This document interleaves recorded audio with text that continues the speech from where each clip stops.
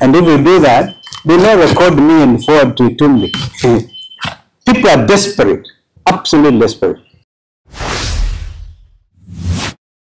Stephen Leto, can see you. Karibuni sana. I'm issuing this statement on behalf of all of us in the team that has now commonly been referred to as the People's Loyal Opposition. So my colleagues are fully behind this statement.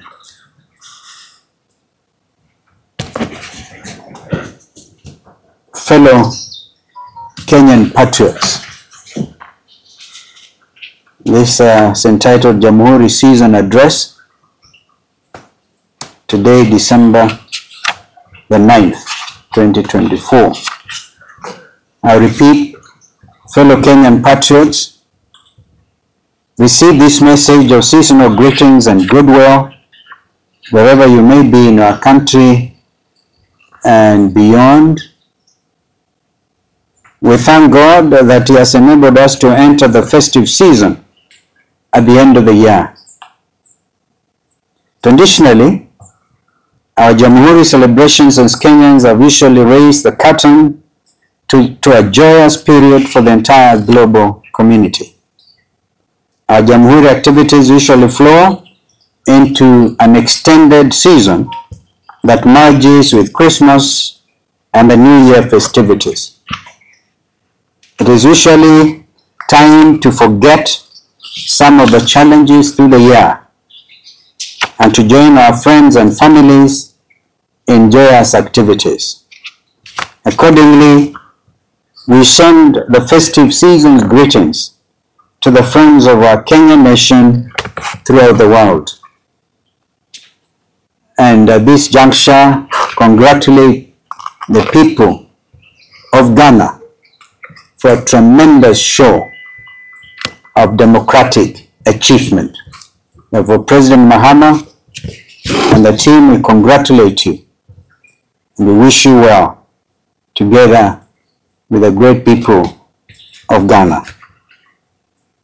Nonetheless, we remain conscious of the hard times facing a majority of Kenyans, both as individuals and families this year. It has been a very difficult season, marked by huge unemployment, heavy taxation, confusion in healthcare, lack of direction in education because of the unclear direction in the rush implementation of the CBC education, oppressive university education funding, insecurity, impunity, state opulence, and a rigid government that does not listen to anybody. Still, let us not give up on the joy that has traditionally come with the Jamhuri and Christmas season.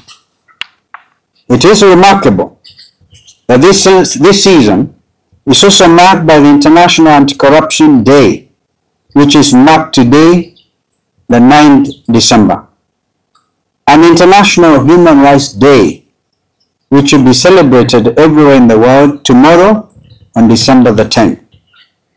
Then there is also the climax of the 16 days of activism against gender-based violence, which has gone on for slightly over 2 weeks now.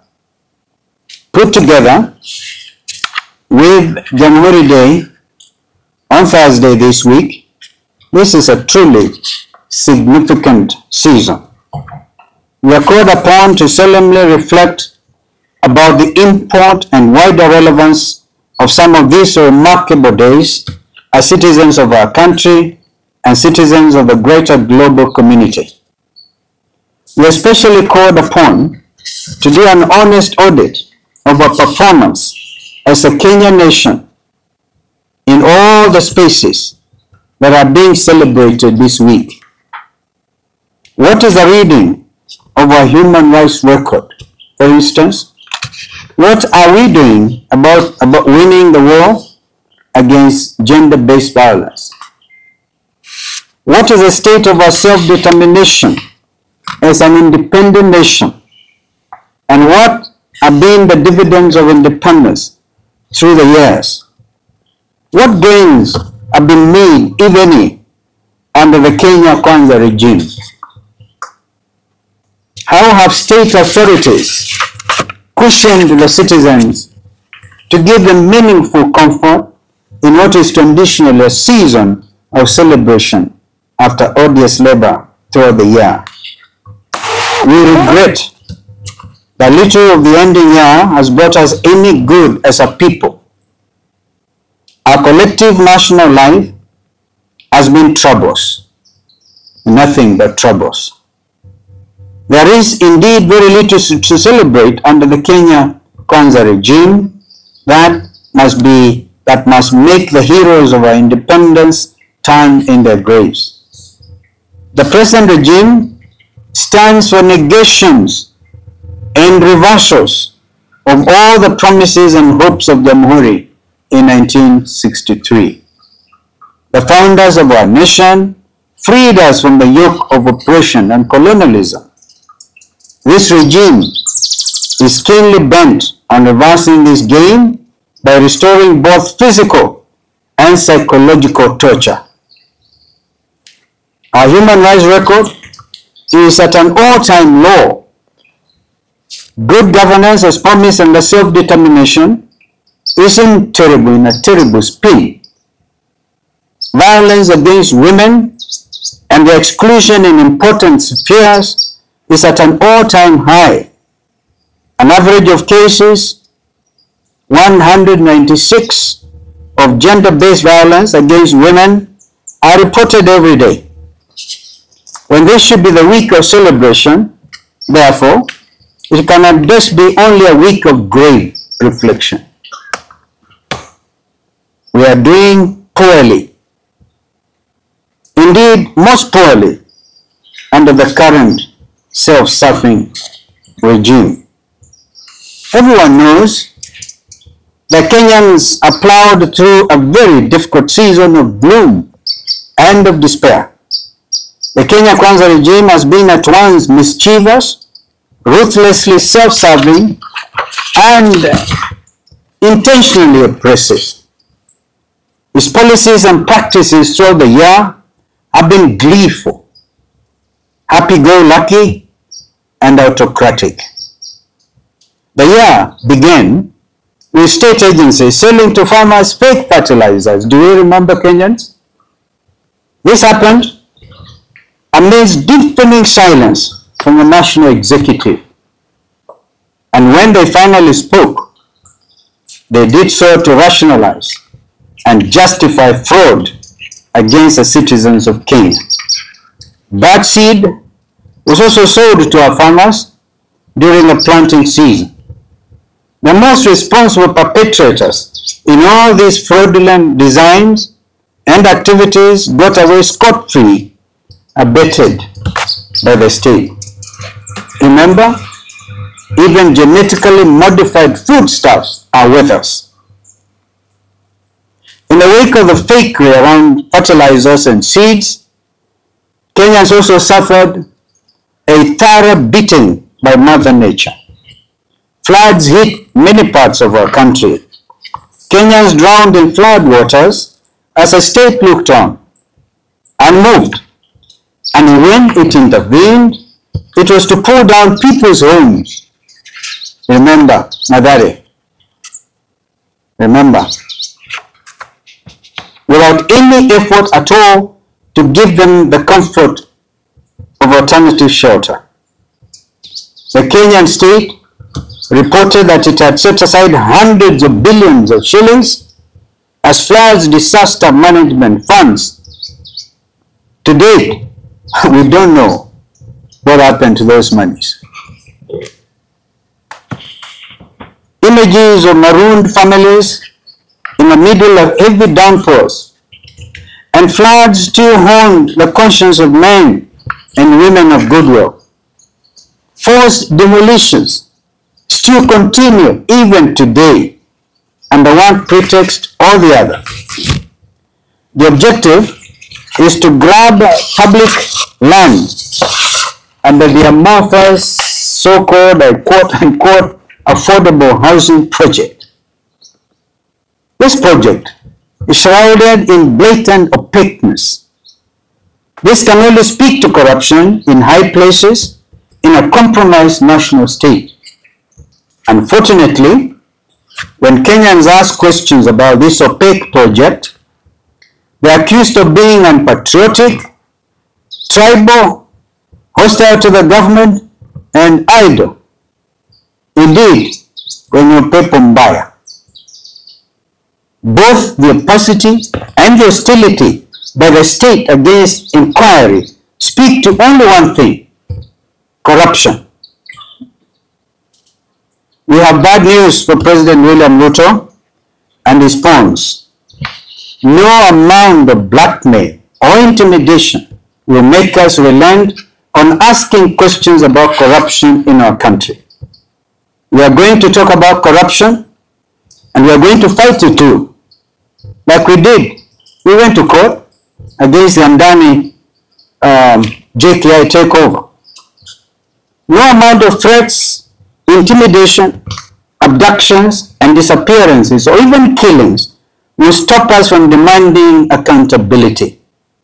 We are not just asking, we actually demand accountability.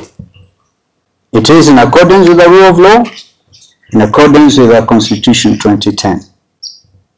It has also been a season of confusion and unrest in our schools, in our hospitals, and in our universities. No university is a glaring example of misrule.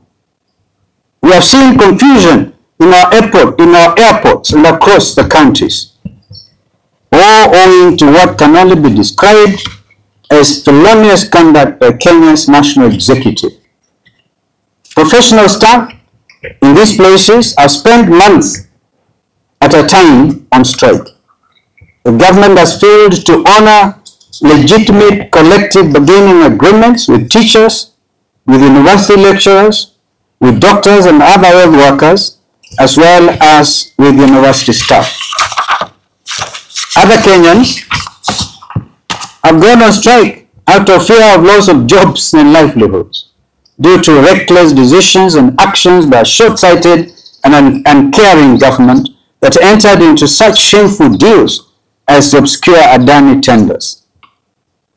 There are such fears in the Airports Authority and among members of the now defunct National Health Insurance Fund, NHIF. Meanwhile, the Social Health Authority, SHA, that replaced NHIF, is in a state of thorough confusion. Kenyans are dying every day for want of health care because of the confusion in SHA. Was this SHA intended in the first place as a scam? Almost as if it has been in the grip of some mysterious forces from the spiritual world, Kenya Kwanza is visiting untold atrocities upon its citizens. This has been the season of abduction, disappearance, torture, and killing of Kenyan youth. In all this, the government has feigned ignorance. The year we are about to end will be recorded for the battering in the streets and for the killing of our Gen Z youth. Their only sin was that they came out to exercise democratic self-expression and to stage peaceful protests against an untrustworthy regime that has gone rogue. And how did the regime act? They did a parallel of goons to turn otherwise peaceful, legitimate protests upside down. Our youth protested against oppressive tax policies and against bad financial laws and practices. They demonstrated against shameless displays of opulence and of corruption in high places in government. For this, they were battered, their heads were violently opened in the streets. Those pictures outside the National Assembly are still fresh in the minds of Kenyan parents. Their lives were taken away in the prime of youth. They were shoved into gunny bags and thrown into dump sites like bad rubbish. What government does this anywhere in the world in the 21st century? I recall when we had to go and join the people of Embakasi South and witness that terrible, terrible sight. If it was a responsible government, by now they would have sent the Army, National Youth Service to clean up that mess. But do they care? This regime is determined to reverse the democratic gains that Kenyans have made over the years.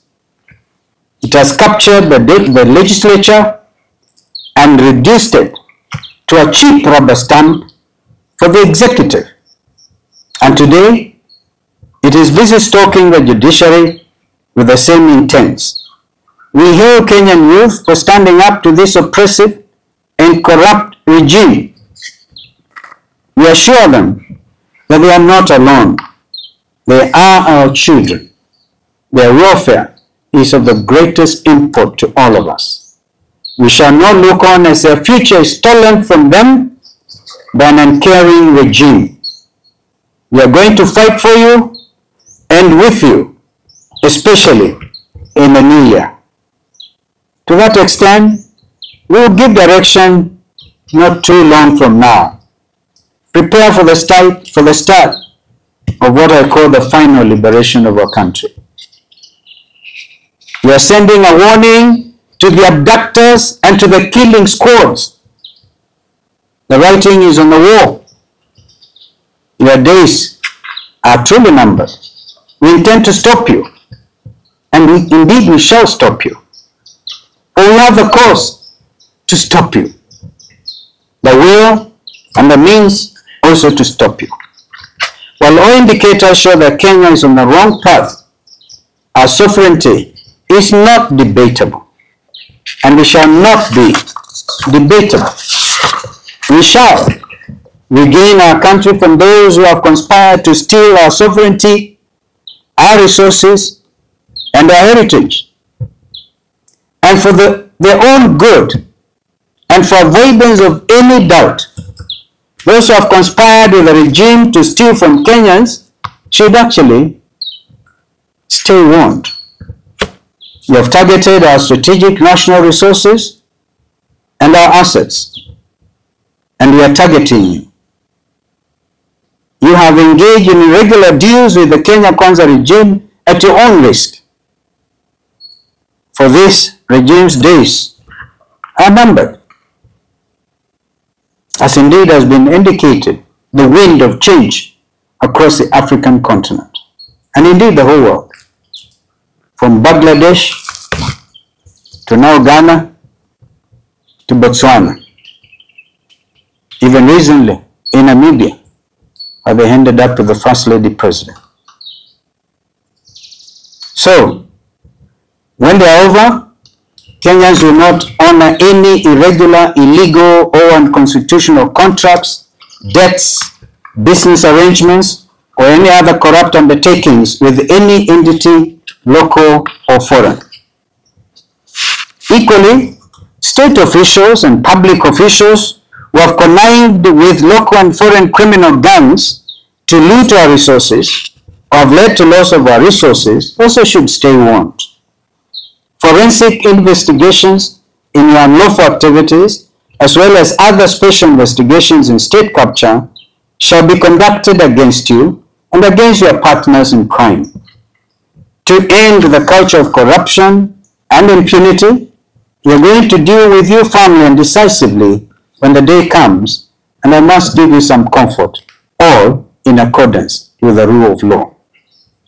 Elsewhere, we continue monitoring Kenya's performance on the international scene with mounting concern and bated breath. An area is especially an area of prime distress. Our police officers are in that country almost like hired mercenaries.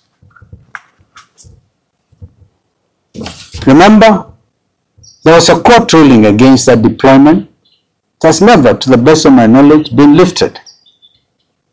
Kenya Kwanza defied all the voices of reason, including court advisory, to send our officers to Haiti. This kind of impunity is hugely reprehensible. We cannot allow our country to become a rogue state on the international scene.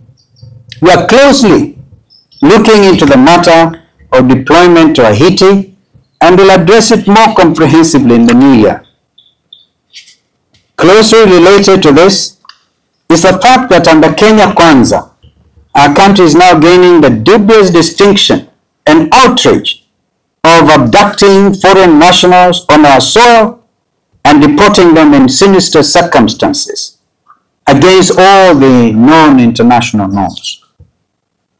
Kenya Kwanza began bringing us into disrepute in diplomacy from day one. This is a matter that calls for urgent correction. We are going to push for this to happen even before this regime leaves the stage. Fellow Kenyans, these are only a few amongst so many concerns in our country today. In a few days' time, they will paint a rosy picture of non-existent achievements over the past 2 years. As this regime has now distinguished itself as an edifice of dry-eyed lies, we urge you to ignore them with the content they disarm, knowing well that liberation is never too far. Our day as Kenyans is coming. Otherwise, we wish you a peaceful and reflective festive season. May God bless you. May God bless our country, Kenya. Amen. Yes, sir. And I want to really be, if you notice the tone of my presentation, it really does not call for a lot of questions. I want you to digest. I want you to digest what I've just said. Please don't dilute it with your questions. Some of those questions have been addressed. But let me hear you, sir. Yes, sir.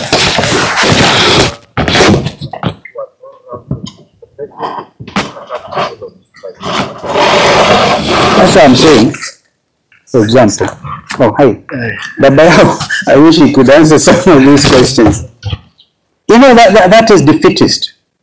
We are one nation under God.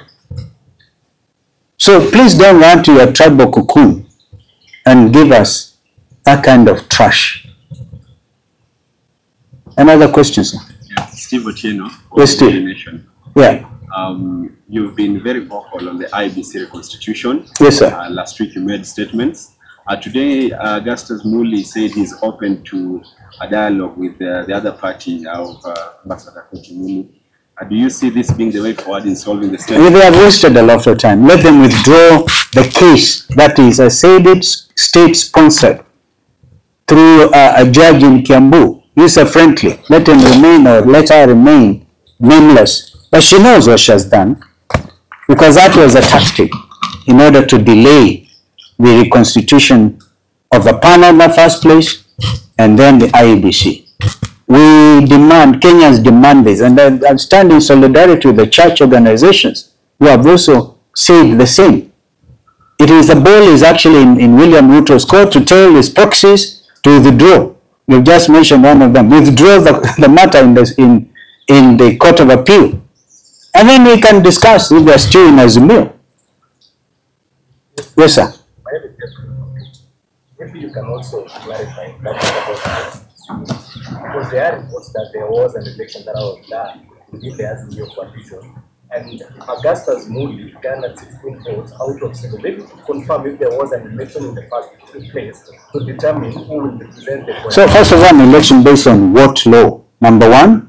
And number two, even if there was, all right, these matters were canvassed before the judge who heard the matter. For example, that Augustus is a young man I know, okay? And I'm always ready to talk to him. He's one of us. But he should not allow himself to be used because he knows the party he represents does not have one member of parliament or indeed an MCA, maybe an MCA. Because the law is very clear that it should be parties with representation in parliament, taking into account as well gender. That matter was canvassed before the judge and a ruling issued. That is what they have rushed with the assistance of the Kenya Kwanza to appeal. And because National Assembly had 1 week since the matter was adjudicated upon by a judge, Azimio given 48 hours to give a name, which we did within that stipulated time. Therefore, my brother Speaker Wetangula, being the chair of Parliamentary Service Commission, should have acted with that 1 week. But gerrymandering, buying time, so they can allow Muli to go to the Court of Appeal, which is what they did. That is the absolute truth. And if Muli as any member of Parliament is party as a member of Parliament, then we will also hear. Because that was what was clearly adjudicated. This attempt, therefore, to blame Wiper, to blame me, is completely hogwash, I'm sorry to tell you. It doesn't stand in the face of what is lawful, what the courts have done. And I must congratulate Justice Lenaola for coming out so boldly. We don't expect normally a judge to come as boldly as he did, including during the impeachment process, when even filing system within the judiciary was interfered with by the executive. But those are matters that I think would be dealt with in court.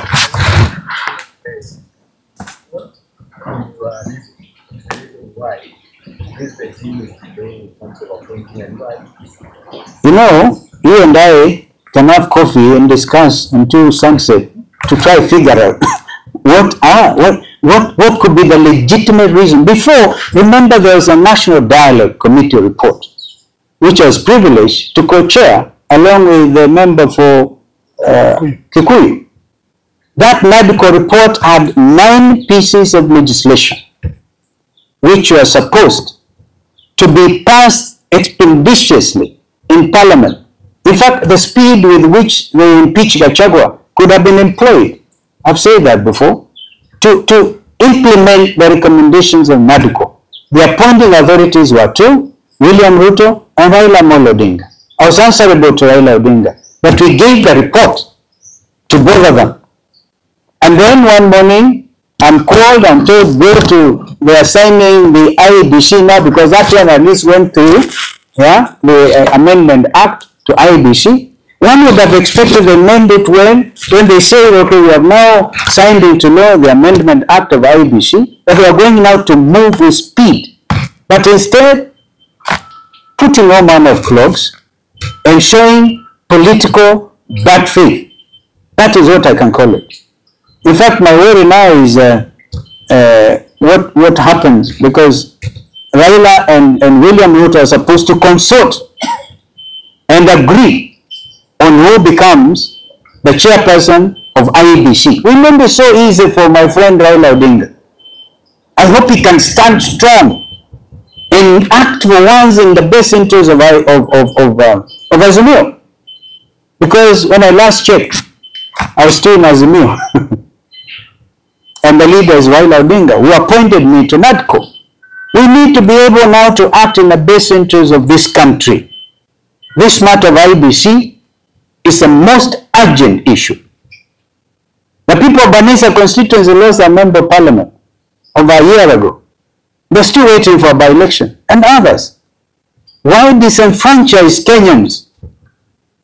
Because of political expedience. But as I said, I invite you, maybe I can share with you some of my thoughts on why the delaying factors. And if you do that, do not record me and forward to Itumbi. People are desperate, absolutely desperate. Yes, sir.